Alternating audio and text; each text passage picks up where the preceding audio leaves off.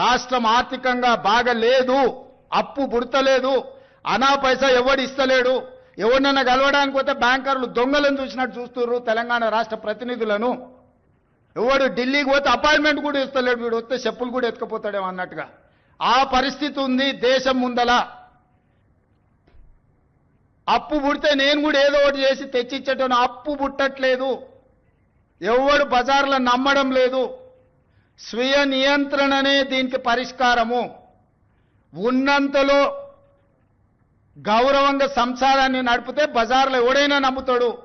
వీధికెక్కి రచ్చ చేసుకుంటే, కుటుంబం పరువు బజార్లో పడేసుకుంటే ఎట్లుంటుందో, ఉద్యోగ సంఘ నాయకులారా, రాష్ట్ర ప్రభుత్వం అనేది మన కుటుంబము, ఈ పరువును బజార్లో మీరు పడేస్తాము అనంటే కుటుంబ పెద్దగా వద్దు అని నేను విజ్ఞప్తి చేస్తున్నా.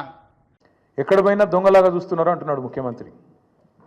మరి దొంగను దొంగలెక్క కాకపోతే ఎట్లా చూస్తారు?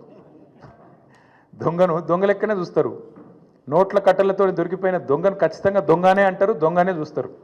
ఒక విశ్వసనీయత లేని ఓటుకు నోటు దొంగను కాంగ్రెస్ అనే ఒక ఎర్రి పార్టీ గుడ్డిగా నమ్మి సీఎం చేసింది, కానీ ఖచ్చితంగా దేశంలో మిగతా వాళ్ళు మాత్రం నమ్ముతలేరు.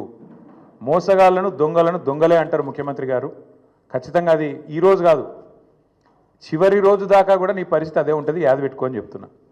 తప్పు చేసింది దొంగ చేతికి తాళాలు ఇచ్చి కాంగ్రెస్ పార్టీ.